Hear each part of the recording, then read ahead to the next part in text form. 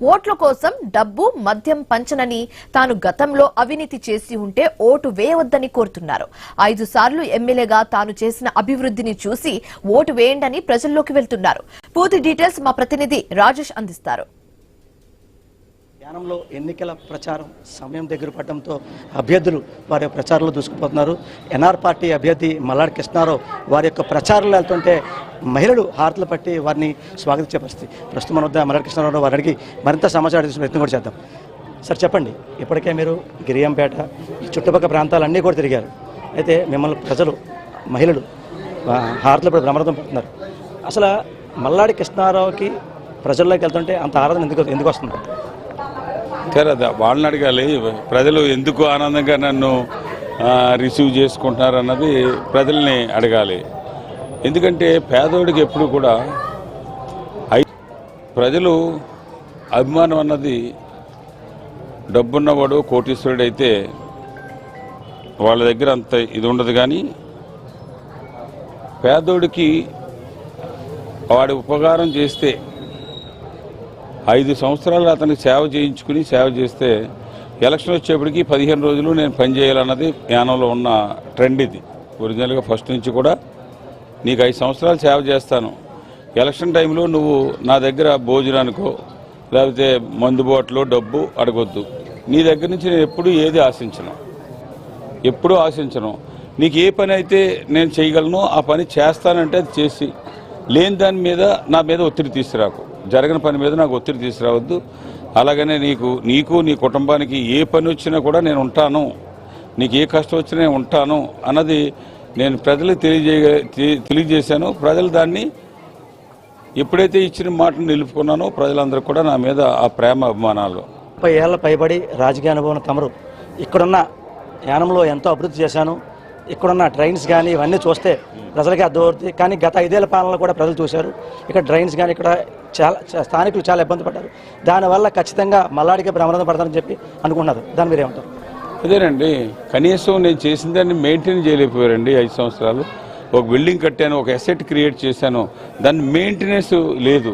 ఎక్కడైనా ఒక pipe line, drinking pipe line ఉంటే దానికి ఒక లీకేజ్ వస్తే లీకేజ్ చేసి కూడా కనపట్టలేదు, ఒక ఫోల్ పోతే ఫోల్ వేసి కూడా కనపట్టలేదు.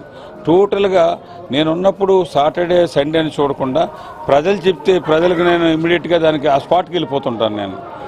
నేను ఆఫీసర్ని తీసుకుని నాకు ఎవరైనా వచ్చి నాకు చెప్పినా ఫోన్లో చెప్పినా కూడా మీరు నా దగ్గరికి రావద్దు, మీ ఏరియాకి పలానా టైం కల్లా వచ్చేస్తాను, రేపు నైట్ వస్తాను, పొద్దున్న వస్తాను అని ఆ స్పాట్కి వెళ్ళి ఆ సమస్యను సాల్వ్ చేస్తుంటాను.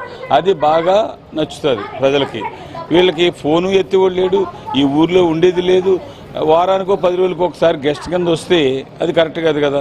గోదావరి పాయ దగ్గరగా ఉంది, చల్లని వాతావరణంలో పుష్కరాలు వస్తున్నాయి.